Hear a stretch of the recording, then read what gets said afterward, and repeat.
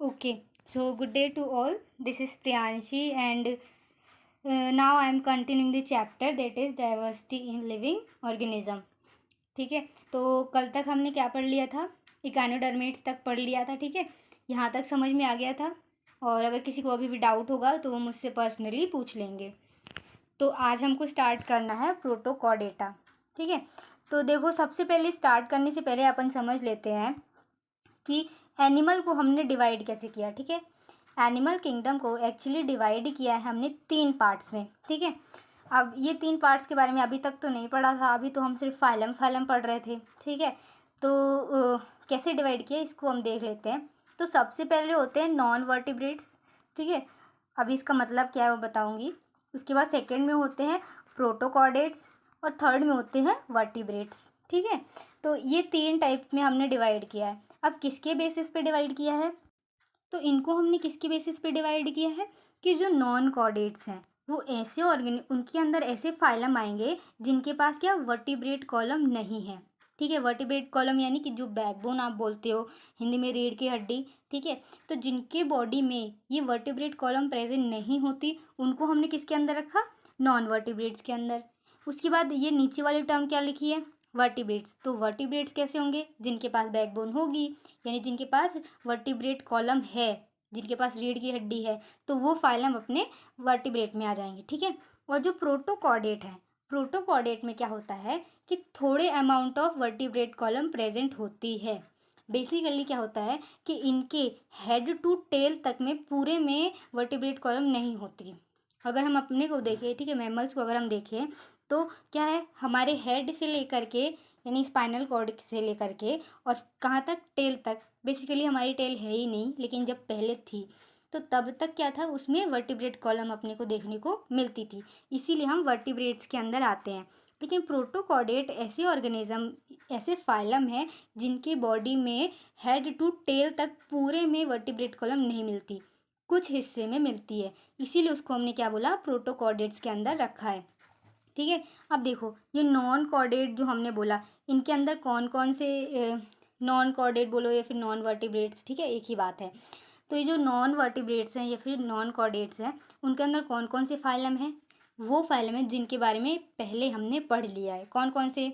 सबसे पहला था पॉरीफेरा. ठीक है, सबसे पहला पॉरीफेरा, नेक्स्ट सिलेंट्रेटा, उसके बाद वेट उसके बाद platyhelminthes, then nematoda and annelida, arthropoda, mollusca, echinoderms. ठीक है, यहाँ तक के जो भी हैं ये सब किस में आएंगे? नॉन वर्टिब्रेट्स में. और अब जो हम पढ़ने वाले हैं, आज जिस फाइलम को हम पढ़ने वाले हैं वो कौन सा है? प्रोटोकॉर्डेट. और प्रोटोकॉर्डेट के बाद जो हम बाकी के अब ऑर्गेनिज्म पढ़ेंगे, बाकी के जो फाइलम्स पढ़ेंगे वो कौन से होंगे? वर्टिब्रेट्स होंगे. तो समझ में आ गया कि हमने सबसे पहले एनिमल किंगडम को 3 भागों में डिवाइड किया. सबसे पहले नॉन वर्टिब्रेट्स या फिर नॉन कॉर्डेट्स बोल दो. सेकंड में क्या है? प्रोटोकॉर्डेट्स. और थर्ड में क्या है? वर्टिब्रेट्स या फिर कॉर्डेट्स. ठीक है, तो ये 3 हो गए. और इनके अंदर कौन कौन से फाइलम आएंगे? तो प्रोटोकॉर्डेट के पहले वाले जो भी फाइलम थे सारे नॉन कॉर्डेट में आएंगे, और प्रोटोकॉर्डेट तो खुद ही इस फाइलम में आएगा. और वर्टिब्रेट्स में कौन से आएंगे? जो इसके बाद हम पढ़ने वाले हैं. ठीक है, तो इस क्लासिफिकेशन में किसी को डाउट है तो पूछ लेना, अदरवाइज मैंने बता दिया. ठीक है, तो बहुत इजी था. इसके बाद अब देखो, तो हमने पता किया 3 भागों में डिवाइड किया. ठीक है, नॉन कॉर्डेट्स के बारे में अपन पूरा पढ़ चुके हैं. आज हमको प्रोटोकॉर्डेट्स पढ़ना है. ठीक है, और उसके बाद हम मूव ऑन करेंगे वर्टिब्रेट्स या फिर कॉर्डेट्स में. ठीक, तो दिस इज़ प्रोटोकॉर्डेट, इसके बारे में हम पढ़ते हैं. ठीक है, तो देखो these animal are bilaterally symmetrical. तो सबसे पहला पॉइंट क्या है कि ये बाइलेटरली सिमेट्रिकल होते हैं. और अगर अभी भी किसी को बाइलेटरली सिमेट्रिकल में डाउट है तो खुद को एक थप्पड़ मार लो, है ना. हर वीडियो में बताया है क्या होता है बाइलेटरल सिमेट्रिकल. क्या होता है? ये ऑर्गेनिज्म की बॉडी है, उसको हमने बीच में से सिमेट्री के थ्रू क्या कट किया. तो जो राइट वाला पोर्शन होगा वो पूरा सिमिलर होगा लेफ्ट वाले पोर्शन के. इसको हमने क्या बोल दिया? इसको हमने बोल दिया बाइलेटरली सिमेट्रिकल. तो इनकी बॉडी कैसी? बाइलेटरली सिमेट्रिकल होती है. ये फर्स्ट पॉइंट. नेक्स्ट पॉइंट क्या है कि ये ट्रिप्लोब्लास्टिक होते हैं. ठीक है, तो सबसे पहला point bilaterally symmetrical, next point triploblastic और थर्ड पॉइंट सीलोमेट. ये तो सब बिल्कुल कॉमन चीज़ें हैं. ठीक है, पहले भी हम पढ़ चुके हैं कि ये तीनों चीज़ें क्या कॉमन होती हैं। तो ये पहला पॉइंट है। पहला पॉइंट में क्या क्या, bilaterally symmetrical, triploblastic and coelomate. इसके बाद in addition they show a few feature of body design. अब इनके बॉडी डिज़ाइन में कुछ डिफरेंस देखने को मिलेगा, वो डिफरेंस हम देखते हैं। तो इनकी बॉडी डिज़ाइन में जो डिफरेंस देखने को मिलता है वो बेसिकली उसका नाम क्या है, नोटोकॉर्ड। उनकी बॉडी में नोटोकॉर्ड प्रेजेंट होता है। देखो अब ये नोटोकॉर्ड क्या है, तो जो मैंने पहले आपको बोला कि जो बैकबोन होती है, ठीक है, हमारी बॉडी में जो बैकबोन है, रीढ़ की हड्डी जिसको आप बोलते हो, वो जब आप छोटे होते हो यानी एम्ब्रियोनिक स्टेज में होते हो तो वो क्या चीज़ होती है, उसको तब हम नोटोकॉर्ड बोलते हैं। जब आप एम्ब्रियोनिक स्टेज में होते हो तो ये जो रीढ़ की हड्डी होती है वो बेसिकली नोटोकॉर्ड होती है। और जैसे जैसे हम डेवलप करते जाते हैं, बड़े होते जाते हैं, तो क्या हो जाता है, ये नोटोकॉर्ड अपने बैकबोन में कन्वर्ट हो जाती है और बैकबोन बन जाती है। तो प्रोटोकॉर्ड्स के अंदर वो नोटोकॉर्ड प्रेजेंट होती है। जो नोटोकॉर्ड होती है वो कैसी कार्टिलेज की बनी होती है, ठीक है। और what is the difference between notochord and क्या, बैकबोन, या फिर आप वर्टिब्रा बोल दो, ठीक है, वर्टिब्रेट कॉलम। तो नोटोकॉर्ड है और एक चीज़ है वर्टिब्रेट कॉलम। तो नोटोकॉर्ड क्या होती है, जो एम्ब्रियोनिक स्टेज में अपने को मिली है, और वर्टिब्रेट जब हम बड़े जाते हैं, ठीक है, बर्थ के बाद। इसके बाद दूसरा डिफरेंस क्या है कि जो नोटोकॉर्ड है वो कार्टिलेजिनस होती है, कार्टिलेज से बनी होती है, और वर्टिब्रेट कॉलम बोन से बनी होती है दोनों सेम, बस ओरिजिन डिफरेंट है। तो इतनी बात समझ में आ गई है। तो ये नोटोकॉर्ड कैसी, कार्टिलेज से बनी है, वर्टिब्रेट कॉलम किससे बनी है, बोन से, ठीक है। तो यही चीज़ बोला है कि जो प्रोटोकॉर्डेट्स होते हैं उनकी बॉडी में हमको क्या, नोटोकॉर्ड देखने को मिलता है, at least at some stage during their life. अब ऐसा नहीं है कि इनकी लाइफ के हर स्टेज में, यानी एम्ब्रियोनिक स्टेज के बाद जब वो न्यूबॉर्न बेबी हैं, फिर उसके बाद एडल्ट बने, फिर और ज़्यादा ओल्डर हो गए, तो ऐसा नहीं है कि हर स्टेज में उनको नोटोकॉर्ड प्रेजेंट होंगी। लेकिन इन स्टेज में से कुछ कुछ स्टेज में, यानी जैसे समझो कि एम्ब्रियोनिक स्टेज में और थोड़ा सा न्यूबॉर्न में, ये दो स्टेज में प्रेजेंट होगी, उसके बाद हो सकता है कि ये डिसअपियर हो जाए, है ना। तो जो नोटोकॉर्ड है प्रोटोकॉर्डेट्स में some stage of the life में प्रेजेंट होती है। इतनी बात क्लियर हुई। इसके बाद the notochord is long rod like support structure, ठीक है, लॉन्ग होती है। देखो आपको ऐसे दिमाग में रखना है कि ये वर्टिब्रेट कॉलम की ही बात कर रहे हैं ना। नोटोकॉर्ड बेसिकली छोटा वर्जन है और वर्टिब्रेट कॉलम बड़ा वर्जन है डेवलप होने के बाद। तो जो नोटोकॉर्ड होती है वो लॉन्ग रॉड लाइक स्ट्रक्चर होती है, ठीक है, और ये सपोर्ट प्रोवाइड कराती है, ठीक। Runs along the back of the animal separating the nervous tissue from the gut. अब क्या है, ये जो नोटोकॉर्ड होती है वो बैक में होती है, यानी पीछे होती है, ठीक है। आप अपने में देख सकते हो आपके बैक में ये वर्टिब्रेट कॉलम या फिर बैकबोन प्रेजेंट है। तो ऐसे ही बोलते हैं कि प्रोटोकॉर्डेट्स में बैक में क्या होती है, नोटोकॉर्ड प्रेजेंट होती है। और ये क्या करती है कि गट सिस्टम को, गट सिस्टम यानी कि आपका माउथ, फिर उसके बाद एसोफेगस, उसके बाद स्टमक, ठीक है, उसके बाद small intestine, large intestine, rectum, anus, ये पूरा ट्यूब जो है उसको हम गट सिस्टम बोलते हैं। और पीछे में जो अपना स्पाइनल कॉर्ड वगैरह प्रेजेंट है उसको नर्वस सिस्टम बोलते हैं। तो जो अपनी बैकबोन होती है, सॉरी, जो अपनी नोटोकॉर्ड होती है वो क्या करती है, नर्वस टिश्यू को गट से सेपरेट करती है। खुद का एग्जांपल लेके देखो कि आपके पास वर्टिब्रेट कॉलम है, उसके अंदर क्या है, स्पाइनल कॉर्ड है, और स्पाइनल कॉर्ड में क्या है, नर्वस टिश्यू है। तो वर्टिब्रेट कॉलम ने, बेसिकली यहाँ पे नोटोकॉर्ड की बात कर रहे हैं, लेकिन एग्जांपल मन में रखो कि जो वर्टिब्रेट कॉलम है वो आगे पे रन कर रहे गट को डिवाइड करती है किससे, पीछे में जो स्पाइनल कॉर्ड प्रेजेंट है, ठीक है। तो इस तरीके से जो नोटोकॉर्ड है प्रोटोकॉर्डेट्स में वो क्या करता है, नर्वस टिश्यू को गट में से सेपरेट करता है। इतनी बात क्लियर हो गई। तो इसके बाद it provide a place for muscle to attach. अब क्या होता है, जो नोटोकॉर्ड होती है वो क्या, मसल अटैचमेंट के लिए अच्छी प्लेस होती है, वहाँ पे मसल अटैचमेंट हो सकता है, ठीक है, मसल अटैच और मूवमेंट के लिए। इसके बाद प्रोटोकॉर्डेट्स में have a proper notochord present at all stage in their life. हो सकता है कि जो प्रोटोकॉर्डेट्स के कुछ, देखो प्रोटोकॉर्डेट एक क्या है, फाइलम है, उसके अंदर बहुत सारे ऑर्गेनिज्म है। तो हो सकता है कि कुछ कुछ ऑर्गेनिज्म में ये नोटोकॉर्ड लाइफ के हर स्टेज में प्रेजेंट हो हो सकता है कि कुछ ऑर्गेनिज्म में ये लाइफ के कुछ स्टेज में प्रेजेंट हो देन डिसअपियर हो जाए, है ना, ऐसा पॉसिबल है। तो यही चीज़ यहाँ पे बोली है। लाइव्स और for the entire length of the animal. तो कुछ ऐसे प्रोटोकॉर्डेट हैं जिसमें क्या होता है, ये पूरी बॉडी में प्रेजेंट होगी, यानी कि पूरी बॉडी कहने का सेंस हेड टू टेल तक पूरे में प्रेजेंट हो सकती है प्रोटोकॉर्डेट्स के कुछ मेंबर्स में, है ना। इतनी समझ में आ गई। इसके बाद प्रोटोकॉर्डेट्स आर मैराइन एनिमल्स। ठीक है, प्रोटोकॉर्डेट्स कैसे मैराइन एनिमल्स होते हैं। मैराइन यानी कि थोड़ा बहुत खारा पानी, तो खारे पानी में रहते हैं। इसके बाद एग्जाम्पल है, तो एग्जाम्पल में क्या, बेलेनोग्लॉसिस, ठीक है, हर्डमेनिया और उसके बाद एम्फियोक्सिस। ये 3 एग्जाम्पल आपको बिल्कुल से याद रख लेने हैं। और बेलेनोग्लॉसिस का जो यहाँ पे डायग्राम बना है ये तो बिल्कुल याद रखना, ठीक है। तो इसको याद रखना, हो सकता है एग्ज़ाम में आपको क्वेश्चन आ जाए कि आइडेंटिफाई द स्ट्रक्चर, तो इसका नाम क्या है, बेलेनोग्लॉसिस। बहुत इंपॉर्टेंट एग्जाम्पल है, ठीक है।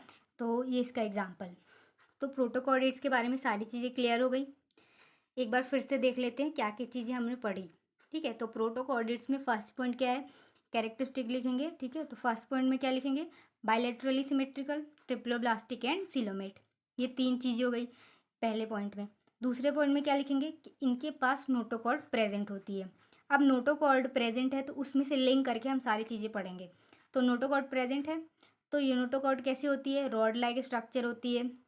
इसके बाद ऐसा हो सकता है कि कुछ ऑर्गेनिज्म में नोटोकॉर्ड लाइफ के हर स्टेज में प्रेजेंट हो और कुछ प्रोटोकॉर्ड्स में ये नोटोकॉर्ड लाइफ के कुछ स्टेज में प्रेजेंट ना हो, है ना। हो सकता है पूरे स्टेज में प्रेजेंट हो सकता है कुछ स्टेज में प्रेजेंट ना हो, कोई भी पॉसिबिलिटी हो सकती है। इसके बाद ये नोटोकॉर्ड का फंक्शन क्या है, ये अटैचमेंट ऑफ द मसल को अलाउ करती हैं और मूवमेंट को, ठीक है। उसके बाद दूसरा चीज़ ये क्या करती है, ये गट सिस्टम को नर्वस टिश्यू से डिफ्रेंशिएट करती है, अलग करती है, ठीक है, सेपरेट करती है।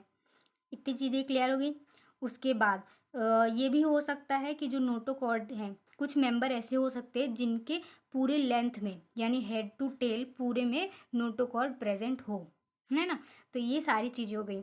इसके बाद लास्ट पॉइंट में क्या लिख लेंगे कि प्रोटोकॉर्ड का हैबिटेट क्या है, मैराइन। मैराइन हैबिटेट यानी एक्वेटिक तो होते हैं, पानी में तो रहते हैं, लेकिन कैसे पानी में, मैराइन वाटर में, खारे पानी में रहते हैं, ठीक है। तो ये पॉइंट हो गया।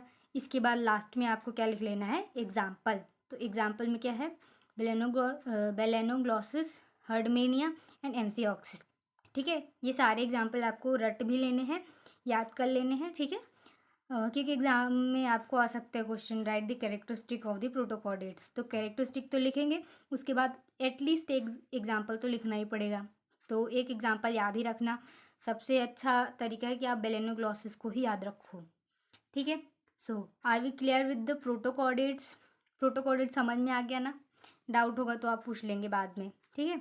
नाउ नेक्स्ट नेक्स्ट हमारे पास क्या है, वर्टिब्रेट्स। अब हमको क्या पढ़ना है, वर्टिब्रेट्स। वर्टिब्रेट कैसे ऑर्गेनिज्म है, जिनके पास बैकबोन या फिर वर्टिब्रेट कॉलम प्रेजेंट है, ठीक है। तो these animal have a true vertebrate column, इनके पास क्या, ट्रू वर्टिब्रेट कॉलम प्रेजेंट होती है, ठीक है। एंड इंटरनल स्केलेटन, और इनके बॉडी के अंदर क्या स्केलेटन सिस्टम भी प्रेजेंट होता है। Allow a completely different distribution of the muscle attachment point to be use for movement. अभी क्या है, इनके पास क्या स्केलेटन प्रेजेंट है, तो आपको पता है, पहले भी बताया है, पहले के चैप्टर में बताया था कि ये अपना बोन होता है और बोन के चारों तरफ क्या मसल अटैचमेंट होता है। तो यानी कि वर्टिब्रेट्स में क्या है, आपको वर्टिब्रेट कॉलम मिलेगी, ठीक है, स्केलेटन सिस्टम मिलेगा, और अगर स्केलेटन सिस्टम है तो उससे अटैच मसल मिलेंगी, है ना। स्केलेटन, जो भी स्केलेटन होगा, जो भी बोन होगी, उसमें से अटैच मसल मिलेगी, और इसीलिए मसल का मूवमेंट अच्छी तरीके से हो पाएगा, ठीक है। इतनी चीज़ क्लियर हो गई। इसके बाद vertebrates are bilaterally symmetrical, triploblastic, coelomic, ठीक है। तो ये तीनों चीज़ें तो आपने को पता है कि कैसे बायलेटरली सिमेट्रिकल होते हैं, ट्रिप्लोब्लास्टिक होते हैं और सिलोमेट होते हैं। तीनों पॉइंट क्लियर है ना, क्या क्या है। बायलेटरली सिमेट्रिकल मतलब जो 2 इक्वल हाफ्स में बट सके। ट्रिप्लोब्लास्टिक यानी उनके बॉडी में 3 लेयर ऑफ टिश्यू अपने को देखने को मिलता है। और सिलोमेट मतलब उनकी बॉडी में कैविटी प्रेजेंट होती है between the different layers of tissue, ठीक है। और उस कैविटी के अंदर क्या ऑर्गन्स प्रेजेंट होते हैं। इसके बाद तो ये 3 चीज़ हो गई। उसके बाद वो सेगमेंटेड होते हैं, यानी उनकी बॉडी में सेगमेंट देखने को मिलते हैं, ठीक है। अब with the complex differentiation of the body tissue and organ. इसके बाद हम क्या, देखो जैसे जैसे हम आगे बढ़ते गए तो इनकी बॉडी में क्या और अच्छी अच्छी चीज़ें आती गई, और अच्छे अच्छे टिश्यू ऑर्गेनाइजेशन होने लगा, ठीक है, और बहुत सारे हमको ऑर्गन्स मिलने लगे, जिसके कारण क्या हुआ कि बॉडी का फंक्शन जो हो गया वो और इलेबोरेट हो गया और अच्छा हो गया, ठीक है। तो जो वर्टिब्रेट्स के अंदर अभी हम क्लासेस पढ़ेंगे, ठीक है।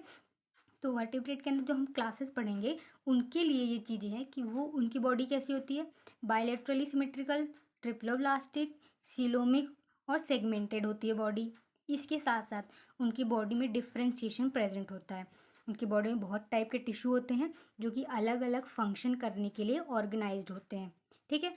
अब देखो, all chordates possess the following feature. अब देखो ये जो वर्टिब्रेट्स हैं या फिर जो कॉर्डेट्स हैं, तो अभी जो हम आगे पढ़ेंगे ना सारी क्लासेस, देखो जो हम अभी साइक्लोस्टोम, इसके बाद प्रीसीज, ठीक है, ये सारे लोग को जिनको अभी हम पढ़ने वाले हैं उन सब की बॉडी में कुछ चीज़ें कॉमन होती हैं, ठीक है। तो जितनी भी अभी हम क्लासेस पढ़ेंगे उनमें क्या क्या चीज़ें होती हैं, तो सबसे पहला उनके पास नोटोकॉर्ड प्रेजेंट होती है, सबसे पहली चीज़, ठीक है। ये बहुत इंपॉर्टेंट है, स्टार मार्क कर लेना, क्योंकि ये चीज़ें पूछ सकते हैं ना, what is the difference between vertebrates and non vertebrates. तो नॉन वर्टिब्रेट्स में क्या चीज़, ये सारी चीज़ें प्रेजेंट नहीं होंगी, और वर्टिब्रेट्स में ये सारी चीज़ें प्रेजेंट होंगी। तो कौन कौन सी चीज़ें, तो सबसे पहला है नोटोकॉर्ड प्रेजेंट होता है, ठीक है। उसके बाद उनके पास डोर्सल नर्व कॉर्ड प्रेजेंट होती है, ठीक है। डोर्सल यानी कि पीठ के साइड वाला हिस्सा, वहाँ पे नर्व कॉर्ड प्रेजेंट होती है। कॉर्ड कहने का सेंस क्या है, ऐसी चीज़ समझ लो, ठीक है। कॉर्ड का मतलब इसे रॉड टाइप का समझो, ठीक है। नर्व कॉर्ड प्रेजेंट होती है। उसके बाद वो ट्रिप्लोब्लास्टिक होते हैं, थर्ड पॉइंट, ठीक है। उसके बाद हैव पेयर्ड गिल्स पाउच, ठीक है। गिल्स जिससे सांस लेते हैं, आपने पढ़ा भी होगा कि जो क्या होते हैं, अपने फिश वगैरह होते हैं, ठीक है। फिश वगैरह किससे, गिल्स में से सांस लेते हैं, तो उनके पास क्या पेयर्ड गिल्स प्रेजेंट होते हैं, और वो सिलोमेट होते हैं। तो ये सारी चीज़ें हो गई जो हर वर्टिब्रेट के अंदर अपने को देखने को मिलेंगी। अब देखो वर्टिब्रेट के अंदर हमने कुछ कुछ क्लासेस डिवाइड की हैं। तो जैसे हमने स्टार्टिंग में पढ़ा था ना, सबसे पहले किंगडम, फिर उसके नीचे फाइलम, फिर उसके उसके नीचे क्लासेस। तो ऐसे ही यहाँ पे जो हम अभी क्लासेस पढ़ने वाले हैं, ये फाइलम है वर्टिब्रेट, उसके अंदर जो हम क्लासेस पढ़ने वाले हैं वो कितनी है, 6 क्लासेस है, 6 क्लास है जिसके बारे में हम पढ़ने वाले हैं, ठीक है। तो इतनी चीज़ें क्लियर हुई वर्टिब्रेट्स के बारे में, ये स्लाइड में जो लिखा है सारी चीज़ें क्लियर हुई। एक बार फिर से देख लेते हैं, ठीक है। तो जल्दी से देखते हैं क्या है वर्टिब्रेट्स में, क्या होता है, ट्रू वर्टिब्रेट कॉलम प्रेजेंट है, बैकबोन अच्छी तरीके से प्रेजेंट है, ठीक है। उसके बाद स्केलेटन सिस्टम प्रेजेंट है, उसमें से अटैच मसल है, और इसीलिए इनका मूवमेंट अच्छी तरीके से हो पाता है। ये पॉइंट हो गया, ठीक है। इसके बाद वर्टिब्रेट्स कैसे बायलेटरली सिमेट्रिकल, ट्रिप्लोब्लास्टिक और सिलोमेट होते हैं। इनकी बॉडी सेगमेंटेड होती है, यानी इनमें सेगमेंट्स प्रेजेंट होते हैं, ठीक है। इसके बाद इनके बॉडी में कॉम्प्लेक्स ऑर्गेनाइजेशन होता है, ठीक है। क्या होता है कि इनमें बहुत सारे ऑर्गन अपने को देखने को मिलते हैं, और इनका फंक्शन ऑर्गेनाइज्ड होता है, यानी हर ऑर्गन का अपना अपना फंक्शन है, वो आराम से फंक्शन करेंगे और बॉडी को ऑर्गेनाइज करेंगे, ठीक है। अब इसके बाद हमने पढ़े कि वर्टिब्रेट्स के कुछ कुछ क्या होते हैं, स्पेशलिटी होती है। अब क्या क्या स्पेशलिटी है ये देखते हैं। तो सबसे पहले इनके पास नोटोकॉर्ड प्रेजेंट होगा, डोर्सल नर्व कॉर्ड प्रेजेंट होगा, इसके बाद ये ट्रिप्लोब्लास्टिक होंगे, पेयर्ड गिल्स प्रेजेंट होंगे, और इसके बाद सिलोमेट होंगे, ठीक है। तो ये सारी चीज़ें हैं जो हर अपने को वर्टिब्रेट में देखने को मिलेंगी। अब जो हमने 6 क्लासेस इसमें हैं उसको अब हमने पढ़ना है। तो सबसे पहला क्लास जो है उसका नाम क्या है, साइक्लोस्टोम, ठीक है। साइक्लोस्टोम है ना, स्टोम बोल दो, स्टोमेटा, ठीक है, साइक्लोस्टोमाटा, ठीक। इसके बाद इसको हम पढ़ते हैं। तो देखो साइक्लोस्टोम्स आर जॉलेस वर्टिब्रेट, देखो ये ऐसे वर्टिब्रेट्स हैं जिनके पास जॉ नहीं होता। जॉ का मतलब क्या है, जो जबड़ा है, ठीक है, जिसमें से आप खाना खाते हो, मुंह के अंदर जो जबड़ा है आपका, वैसा इन ऑर्गेनिज्म में, ये वाले एनिमल्स में प्रेजेंट नहीं होता, ठीक है, जॉलेस होते हैं।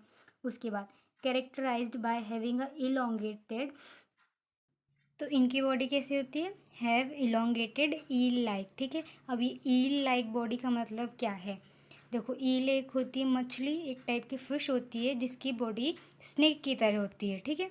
ऐसे लॉन्ग सी लंबी सी स्नेक की तरह बॉडी होती है, उसको हम ईल बोलते हैं, उसका नाम ईल है। तो उन्हीं की तरह बॉडी साइक्लोस्टोम में भी अपने को देखने को मिलती है। तो ये बात हो गई, ठीक है। इसके बाद इनका सर्कुलर माउथ होता है, जो मुंह होता है सर्कुलर होता है, ठीक है। बेसिकली इसीलिए इनको साइक्लोस्टोम, साइक्लो मतलब सर्कुलर में, स्टोम मतलब माउथ को हम स्टोम बोलते हैं, ठीक है। तो ये इनका सर्कुलर माउथ होता है, स्लिमी बॉडी होती है और स्केल लेस होते हैं, स्केल्स इनकी बॉडी में नहीं होती। स्केल क्या चीज़ है? स्केल का मतलब जैसे आप मछली में देखते हो ना, ये चीज़ ऐसे ऐसे देखने को मिलती है, फिश वगैरह में आपने डायग्राम में बनाया भी होगा ऐसा कभी। तो ये जो चीज़ होती है इसको हम क्या बोलते हैं? स्केल्स बोलते हैं। तो साइक्लोस्टोम की बॉडी में ये स्केल्स प्रेजेंट नहीं होते, स्केललेस होते हैं। इसके बाद क्या एक्टोपैरासाइट होते हैं। एक्टोपैरासाइट का मतलब क्या है? एक्टोपैरासाइट का मतलब, पैरासाइट समझते हैं, पैरासाइट मतलब ऐसे ऑर्गेनिज्म जो किसी पर्टिकुलर बॉडी के ऊपर क्या डिपेंड हो जाते हैं, उन्हीं के ऊपर रहते हैं, वहीं से खाना प्रोवाइड करते हैं, ठीक है, ऑब्टेन करते हैं, आई मीन ऑब्टेन करते हैं वहीं से खाना, वहीं रहते हैं। तो ऐसी बॉडी को हम क्या बोलते हैं? Parasitic body. अब ये जो पैरासाइट है वो दो टाइप के हो सकते हैं, एक तो एक्टोपैरासाइट और दूसरे एंडोपैरासाइट। तो एक्टोपैरासाइट ऐसे ऑर्गेनिज्म होते हैं जो अपनी होस्ट बॉडी के बाहर पे रहते हैं, ठीक है, यानी जिसको उन्होंने चूज़ किया है उसकी बॉडी के बाहर में रहेंगे और बाहर से ही वहाँ पर रहेंगे, वहीं फूड अपने को ऑब्टेन कर लेंगे। तो ये एक्टोपैरासाइट यानी जो होस्ट बॉडी के बाहर रहते हैं। दूसरे क्या है? एंडोपैरासाइट। एंडोपैरासाइट मतलब जो होस्ट बॉडी के अंदर रहते हैं। जैसे कि कोई, अगर हम वर्म ले लें, ठीक है, कोई कीड़ा वगैरह जब हमारी बॉडी के इंटेस्टाइन में चला जाता है, वहीं पे रहता है और वहाँ से खाना ऑब्टेन करता है, तो उसको हम बोलेंगे एंडोपैरासाइट, यानी बॉडी के अंदर प्रेजेंट है। और अगर बॉडी के बाहर, जैसे कि लीच, ठीक है, अगर बॉडी के बाहर रहे तो उनको हम क्या बोलते हैं? एक्टोपैरासाइट। तो समझ में आ गया ये कैसे एक्टोपैरासाइट होते हैं। इसके बाद एग्जाम्पल में क्या है? एग्जाम्पल में आपको याद रखना है कौन से, लेम्प्रे या फिर जिनको हम पेट्रोमाइजोन भी बोलते हैं, फिर मैगजीन या फिर हैगफिश, ये इनके एग्जाम्पल आपको याद रखना है। तो समझ में आ गया इस क्लास के बारे में। क्या क्या क्लास में हमने क्या पढ़ा? यानी साइक्लोस्टोम ये क्या है? क्लास है, ठीक है। फाइलम के बाद उसके नीचे क्या क्लासेस आती हैं, तो ये क्लास है जिसका नाम साइक्लोस्टोम है। इसमें क्या क्या चीज़ें हमने पढ़ी कि इनका माउथ कैसे राउंड सर्कुलर होता है, इनकी बॉडी में स्केल्स प्रेजेंट नहीं होती, ईल लाइक बॉडी होती है, यानी कि ईल एक टाइप की मछली है जो कि स्नेक के जैसे दिखने में होती है, तो वो कैसी ईल लाइक बॉडी होती है, ठीक है। जॉलेस होते हैं, इनके पास जॉ प्रेजेंट नहीं होता। और स्लिमी बॉडी, ठीक है, स्लिम होती है इनकी बॉडी। इसके बाद कैसे ये स्केललेस होते हैं, ठीक है, और एक्टोपैरासाइट होते हैं। इनके एग्जाम्पल याद कर लेना, ठीक है। तो ये हो गया अपने साइक्लोस्टोम के बारे में। फिर भी किसी को डाउट होगा तो पूछ लेंगे। नेक्स्ट अपने पास क्या है? पीसीज, ठीक है। पीसीज में बेसिकली जो मछलियाँ हैं वो सब आती हैं। तो देखो इसके बारे में पढ़ते हैं। तो देखो पीसीज में क्या बोला है? These are fishes. पीसीज एक क्लास है, उसमें क्या फिशेज आती हैं। फिर they are exclusively aquatic animal. Aquatic होती हैं यानी पानी में रहती हैं। Their skin is covered with scale और प्लेट्स। उनकी स्किन स्केल से या फिर प्लेट से ढकी हुई होती है। यानी कि जैसे कि तुम मछली में देखोगे, जिसने मछली देखी होगी रियल में, उसमें क्या ऊपर में स्केल प्रेजेंट होती है, ठीक है, ऐसे ऐसे ये मछली की बॉडी है, ऊपर में स्केल प्रेजेंट है, तो इनको क्या बोलते हैं? स्केल्स बोलते हैं। और इसी टाइप का ऑलमोस्ट ऐसा ही क्या होता है? प्लेट्स भी होते हैं। तो जो अपने पीसीज हैं उनमें जो ऑर्गेनिज्म है, बेसिकली जो फिशेज हैं, उनकी बॉडी में क्या स्केल्स या फिर प्लेट्स प्रेजेंट होते हैं। उसके बाद they obtain oxygen dissolved in water by using gills. इनकी बॉडी में गिल्स प्रेजेंट होते हैं जिसकी मदद से क्या पानी में जो ऑक्सीजन घुला हुआ है उसको ऑब्टेन कर लेते हैं। समझ गए? इसके बाद their body is stream lined, ठीक है। इनकी बॉडी का शेप क्या होता है? Stream line. स्ट्रीम लाइन का मतलब क्या है कि आगे से और पीछे से कैसा होगा? फ्लैट होगा, ठीक है। आगे और पीछे से थोड़ा पतला होगा और बीच में कैसा मोटा सा होता है। तो इस शेप को हम क्या बोलते हैं? Stream line. जैसे कि मछली का शेप याद करो, ठीक है, मछली का शेप ऐसे ही कुछ होता है, ऐसा करके, ठीक है। ये तो कुछ ज़्यादा ही बन गया, लेकिन चलो ऐसा ही है ना, ऑलमोस्ट ऐसा ही होता है। तो बीच में कैसे ज़्यादा मोटा होता है और आगे पीछे पतला सा फ्लैट सा होता है। तो ऐसे स्ट्रक्चर को हम स्ट्रीम लाइन स्ट्रक्चर बोलते हैं। तो फिशेस के अंदर तो स्ट्रीमलाइन समझ में आ गया ना। तो इनकी बॉडी कैसी स्ट्रीमलाइंड होती है। इसके बाद इनके पास मस्कुलर टेल प्रेजेंट होती है। अब टेल की मदद से क्या मूवमेंट कर सकते हैं, ठीक है। इनकी बॉडी में बेसिकली टेल प्रेजेंट होती है, इसीलिए ये मूव कर सकते हैं, यहाँ वहाँ जा सकते हैं, ठीक है। इसके बाद दे आर कोल्ड ब्लडेड, ठीक है। ये इनका जो ब्लड होता है वो कोल्ड ब्लडेड ऑर्गेनिज्म होते हैं, ठीक है। जैसे कि अगर अपने आप को देखें हम ह्यूमन, तो हम हॉट ब्लडेड होते हैं, ठीक है। और पीसीज कैसे कोल्ड ब्लडेड होते हैं। अब what is cold blooded and what is hot blooded, ठीक है। तो कोल्ड ब्लडेड बेसिकली ऐसे ऑर्गेनिज्म होते हैं जो अपने आसपास हो रहे टेम्परेचर चेंज के हिसाब से खुद को चेंज कर लेते हैं। यानी कि अगर बाहर ज़्यादा टेम्परेचर होगा तो अपने बॉडी के अंदर का भी क्या ज़्यादा टेम्परेचर कर लेंगे। और हॉट ब्लडेड ऐसे ऑर्गेनिज्म होते हैं जो इन्वायरमेंट में हो रहे चेंजेस के हिसाब से अपनी बॉडी के टेम्परेचर को चेंज नहीं करते, ठीक है। तो समझ में आ गया ये कैसे कोल्ड ब्लडेड ऑर्गेनिज्म है। इसके बाद इनके हार्ट में 2 चैम्बर होते हैं। हार्ट है, हार्ट में सिर्फ 2 ही चैम्बर हैं। अपने हार्ट में कितने हैं? 4 चैम्बर होते हैं। तो फिशेज यानी कि जो मछलियाँ होती हैं उनके हार्ट में सिर्फ 2 ही चैम्बर प्रेजेंट होते हैं, ठीक है। ये बात समझ में आ गई। उसके बाद ये एग ले करते हैं, ठीक है। एग प्रोड्यूस करते हैं अपनी बॉडी में से, ठीक है। और फिर उस एग में से क्या उनके न्यूबॉर्न्स मतलब न्यूबॉर्न्स जो होते हैं वो जन्म लेते हैं, ठीक है। इसके बाद we can think of many kind of the fish, some with skeleton made entirely of the cartilage as shark, ठीक है।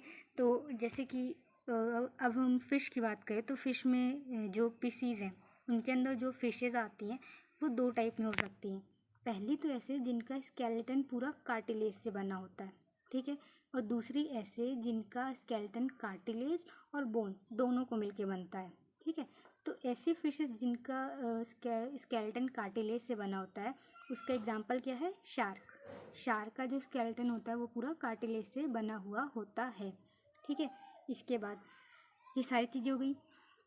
अब इनके कुछ एग्जाम्पल क्या क्या हैं, जैसे टूना और रोहू, ये यहाँ पे एग्जाम्पल लिखे हैं। बाकी के एग्जाम्पल ये आप यहाँ डायग्राम में से देख लेंगे, ठीक है। डायग्राम से रीड करके इनके एग्जाम्पल याद कर लेने हैं, ठीक है। तो ये चीज़ें क्लियर हो गई। फिशेज़ के बारे में हमने क्या क्या पढ़ा कि फिशेज़ के अंदर बेसिकली फिशेज़ आती हैं, वो 4 चैम्बर्ड हार्ट होता है और उसके बाद कोल्ड ब्लडेड होती हैं, ठीक है। इसके बाद ये एक्सक्लूसिवली मतलब ज़्यादातर पानी में रहती हैं, एक्वेटिक हैबिटेट में। इसके बाद इनकी बॉडी स्केल से कवर होती है या फिर प्लेट्स से कवर होती है। ऑक्सीजन इनको कैसे प्रोवाइड होता है? जो आसपास घुली हुई जो पानी में ऑक्सीजन डिज़ोल्व होती है उसी को ये अपने अंदर ले लेती है। अब किसकी मदद से लेती है? गिल्स की मदद से। गिल्स की मदद से ये ऑक्सीजन को लेती हैं, ठीक है। और अपनी जो भी लाइफ के प्रोसेस उनको कंप्लीट करती हैं, ठीक। इसके बाद इनकी बॉडी स्ट्रीमलाइंड होती है, ठीक है। स्ट्रीमलाइन का आपको मतलब पता है कि आगे पीछे से कैसा फ्लैट होगा और बीच में कैसा एक्सटेंड होगा, ठीक है, थोड़ा सा मोटा सा होगा। तो स्ट्रीमलाइन बॉडी होती है। इसके बाद ये एग ले करती हैं यानी एग प्रोड्यूस करती हैं, ठीक है। और इनके कुछ एग्जाम्पल, तो एग्जाम्पल में क्या है? रोहू, टूना, ये सारे एग्जाम्पल इसके हो गए, ठीक है। तो ये सारी चीज़ें होगी फिशेस के बारे में। नेक्स्ट अब हमको क्या पढ़ना है? एम्फीबियन। तो देखो एम्फीबियन में क्या चीज़ें फटाक से पढ़ लेते हैं ना। These animal differ from fishes in lack of scale, इनकी बॉडी में कोई भी स्केल प्रेजेंट नहीं होते, ठीक है। इसके बाद इनके पास म्यूकस ग्लैंड भी नहीं होती कोई, ठीक है। सॉरी, इनके पास म्यूकस ग्लैंड प्रेजेंट होती है, ठीक है। तो इनके पास स्केल नहीं होती। इसके बाद इनके पास म्यूकस ग्लैंड प्रेजेंट होती है, ठीक। इनकी जो हार्ट होता है वो 3 चैम्बर्ड हार्ट होता है, बेसिकली ऐसे और ऐसे। तो ये 3 चैम्बर्ड हार्ट हो गया, ठीक है। तो ये चीज़ हो गई कि ये 3 चैम्बर्ड हार्ट होता है। रेस्पिरेशन किससे? गिल्स से या फिर लंग से कर सकते हैं। लंग्स जैसे हमारी बॉडी में प्रेजेंट है और उनकी बॉडी में गिल्स और लंग्स भी होते हैं। तो रेस्पिरेशन के लिए इनके पास गिल्स भी होते हैं और लंग्स भी होते हैं।